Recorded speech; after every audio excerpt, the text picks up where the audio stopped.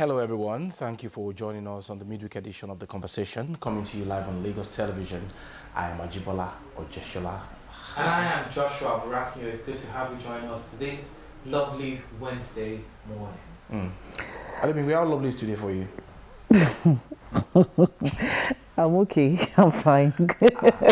You're okay, but you sound like Good. Yeah, it must be the weather. Good morning. It's not the weather. I'm just Pocket. Yeah, it's a pocket. What yeah, happened because to I your wasn't pocket? around She doesn't wear yesterday. one. I be sitting down here today feels off for me. Okay. Oh. Normally I don't come on Wednesdays.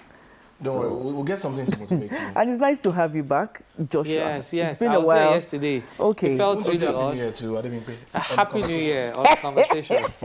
Yeah, Happy New Year to you. It's good to be here, though. Yeah. Looking at the date today, I just realized that we have already spent 29 days in January. I'm shocked. Has it reflected in your accounts and all that? In my account as well. No, but very happy because In my I hear account as people. how? We used to hear that At the end of January runs really slow. This one is not slow. This one This is super fast. I think this is a good thing. I think this is the fastest January in a very long time. I've never witnessed. And Josh, talking about feeling the impact in one's account, you tell us about yours because we've I been don't watching. know why you have to go back there. We've been watching. So you have streams of income. You brought it up. and What's that supposed to mean? You have streams of income. Who doesn't have like streams of income. I don't don't. have. Who doesn't have streams I of don't income? have. I don't. In this country, I don't, don't have. Joshua. the only stream of income That you I have. have is this job. I talk. That's Okay. all. Even outside the office, you talk. Yeah, and that's you what get I paid. do. That's what I I don't do. get to do that. You get paid for talking, don't you? Here, Yes. not outside of here. That outside of here, I talk. I take it outside. I talk. That's what we do. We do for a living. All right. Okay. Or better still, I maximize my talking for optimum Productivity. products. All right. We'll take our news point this morning. And I'm starting with the president, President Bola Ahmed Tinubu, telling us that steady power supply is the priority of his administration. President Bola Tinubu joined other world leaders yesterday in decrying the paradox of Africa's vast energy wealth coexisting with widespread insufficiency. He described it as an unacceptable reality that demands urgent action. The president joined other world leaders in Tanzania where it declared that all African leaders are committed to providing electricity for 300 million people in Africa by 2030. It was in Tanzania where he participated in the Mission 300 African Energy Summit. The president returned to Abuja yesterday at about 7:40 p.m. and was received by senior government officials. The two-day summit was hosted by Government of Tanzania in collaboration with African Union, the African Development Bank, and the World Bank Group. The high point of the event was the presidential endorsement of the Dar es Salaam Declaration by African leaders at the Julius Nyerere International Conference Center.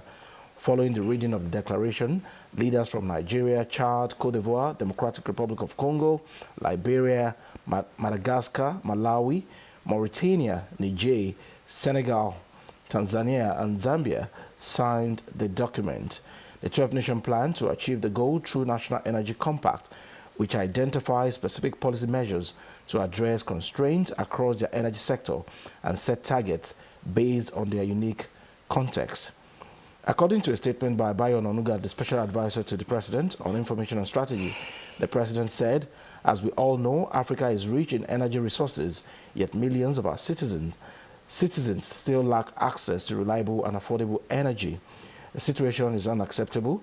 It is our responsibility to take collective action to change this narrative." President Tinubu reaffirmed Nigeria's commitment to providing reliable, affordable, and sustainable electricity to its unelectrified population by 2030. He lauded the African Development Bank, the World Bank Group, and the development partners for their collective pledge to bring electricity access to 300 million people in Africa by 2030. That's Mr. President talking there.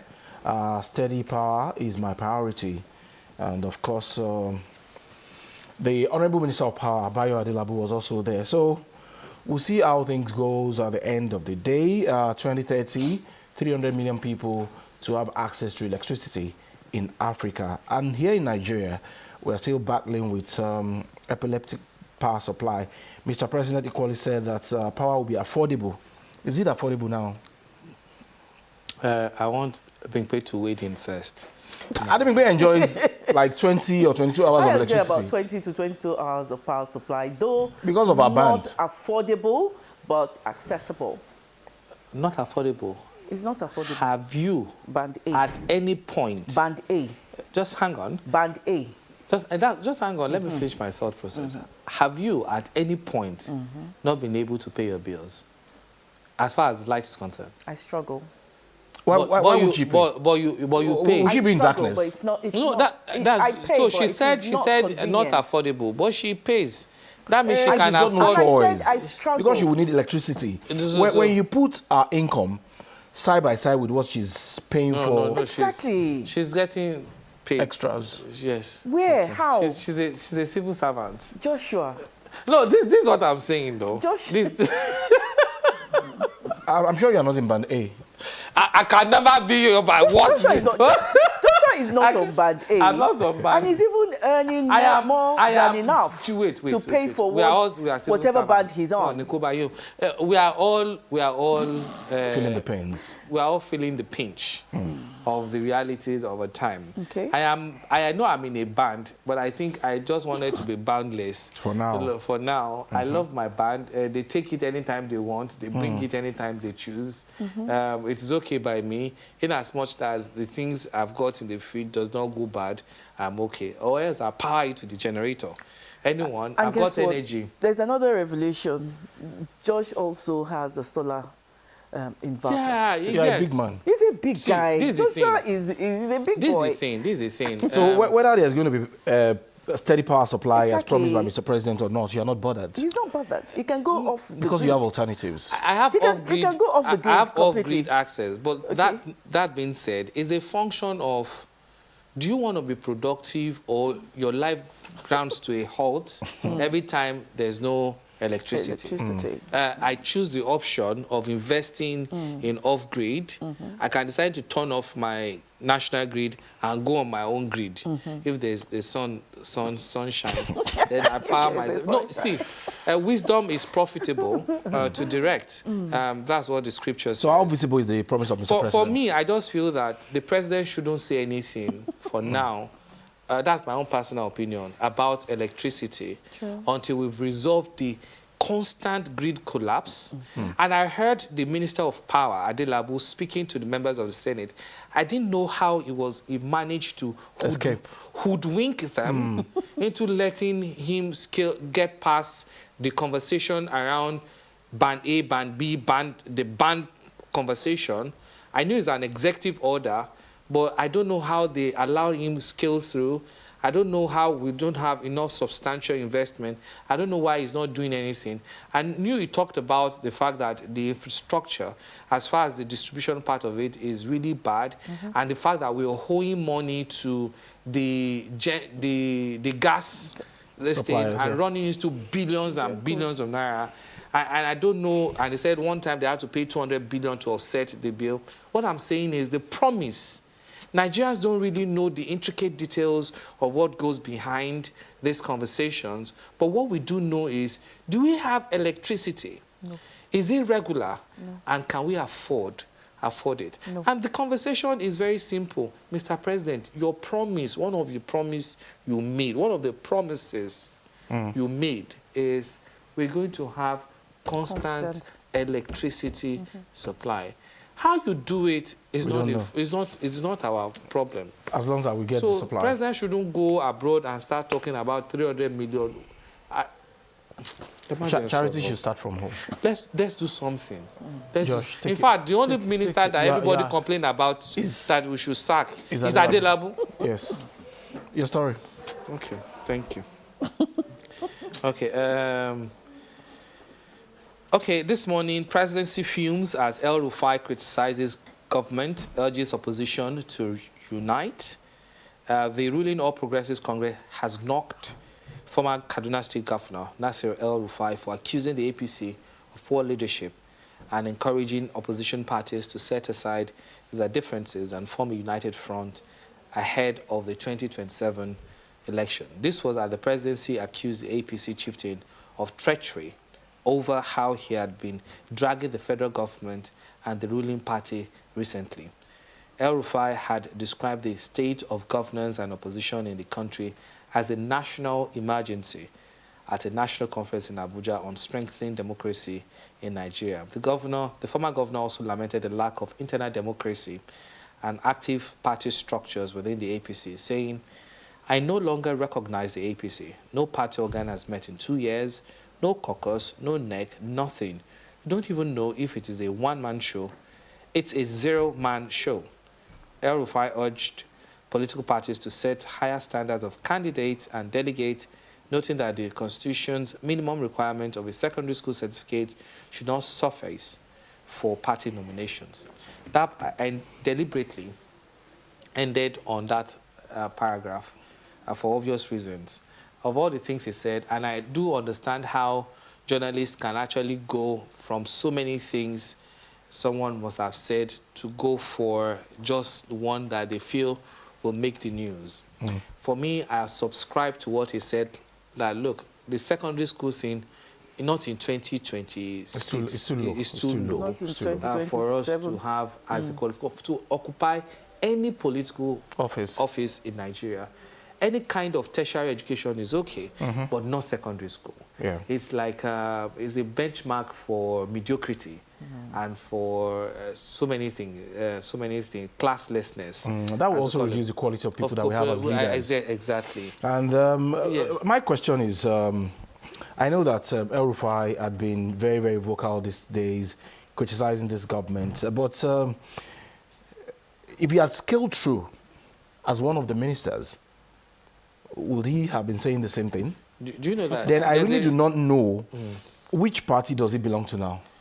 Is he still in APC, SDP. or is in PDP, or is planning to float another political party? There was a time he had some meetings with SDP members. Yeah. There was a time he met with Atiku. And for me, El-Rufai is neither here nor there. What I want to ask is, you brought out the question that was in my mind. What political leverage or political weight does El-Rufai pull in the North? And so I do understand his position when he was the governor of Kaduna State. You have access to state machinery and money as well as influence. You've forgotten the bandwagon effect. As soon as you're not in a political office, in fact, so many people, I can cite example of the Lagos State Speaker. As soon as you are out of that position of the Speaker, that bandwagon effect, that attraction that people get used to by virtue of your position wanes, or people begins to withdraw from you because they don't have access to those perks of your office. It happens everywhere. So what money does he have in his coffers to spend to woo everybody or to get the buying of, or is it, how political relevant is he, let's just say perhaps in the North where he holds sway, and how much of it does he think criticizing the party he hasn't denied belonging to will affect 2027? Because calling on political parties... I think it's just... He also said something in that part. He said there are machineries in... I'm sure you read it. Yeah, it is. That they are in that party. To destroy that other party. Yeah. Labour. I don't know whether... And Labour as well. And Labour Party. If he knows them... All you needed to do, you should just mention their name. Because this one he is mentioning is just conjecture. Nothing really to... I think El-Rufai is just looking for attention as we approach 2027. Probably he thought members of the APC will come and beg or appeal to him to please come and project the image of the party. I think you should go with the story. Lagos federal government signed MOU on 68 kilometers VI Lekki Ajah rail project. The Lagos State Government has signed a memorandum of understanding with the federal government's Ministry of Finance, Incorporated, to begin exploratory work on the 68-kilometer Green Line rail project, which will connect Marina to the Lekki Free Trade Zone. The announcement was made by Lagos State Commissioner for Information and Strategy, Benga Omotosho. He described the initiative as a significant step toward advancing the state's transportation infrastructure. This landmark project will improve connectivity, ease movement, and boost economic activities between critical areas in the state. The federal government has, according to him, the federal government has allocated 175.84 billion naira in the 2025 budget to support key national priorities, including workforce welfare, infrastructure development, and strategic asset protection. Of this allocation, 146.14 billion naira has been earmarked as counterpart funding for the Lagos Green Line Metro Rail project. This 8-kilometer rail network will stretch from the Lekki Free Trade Zone to Marina, connecting vital areas of Lagos, including Victoria Island, Lekki, and Ajah. Omotosho highlighted the administration's achievements in infrastructure development, noting that the government completed 36 road projects in 2024, including bridges, link roads, and pedestrian infrastructure. I will stop here. When it comes to road or any other infrastructure development in Nigeria, Lagos comes first. And of course, I think El-Rufai is also coming behind Governor Sanwo-Olu right now. You know, provision of certain infrastructure is germane to the development of any society, and that, I think, is why the Lagos State government is partnering with the federal government over this particular initiative. And of course, you know, that side of Lagos is traffic prone, so if we have railways there, I think that will also reduce the volume of traffic, or what is it called now? Traffic, yeah, that we have there. So it's a right step in the right direction for me. This access, that's Lagos Badagry Expressway with the Doyin Orile to Mile 2 section under active development. I was on that access, you know, sometime last week, and all right. So let's go to X now and look at the hashtag for today. It's all about Trump cutting funds for AIDS to countries in Africa, and of course Nigeria is also included in all of this. The other time it was WHO. Now it is AIDS. In fact, yeah, yesterday the press secretary had to come to clarify some, because it's going to affect the elderly, social welfare, food, grants to children feeding in school, social security, so many things. And some questions, because I was watching the news this morning, some questions the chief press secretary couldn't answer. I'll get back to you on that. So I like the way Trump is running his government. It's very good, because oftentimes we need to seek clarification on so many things. They run forward, then they retrace themselves to come and attend to the mess. By the way, the judge has put a pause on that particular action, but of course, it's beginning to take effect already as we speak. So I'm looking forward to the drive. In the next 4 years, we can never lack any talking point as far as the U.S. is concerned. As long as Trump remains president. By the way, they're deporting. The mandate is to have about at least 75 people arrested, especially those on ICE, arrested every day. Nigeria has also said NIDCOM is ready to accept all Nigerians that will be coming home. We welcome them. Don't just come with the accent, but we'll welcome you with your education. What else should Make sure you collect your certificate. What else should they come with? Before you Certificates. Okay, that's what's trending today. Don't call me bad, Beleo. We love you. Of funds. We need to go on break right now. We'll be right back on the conversation.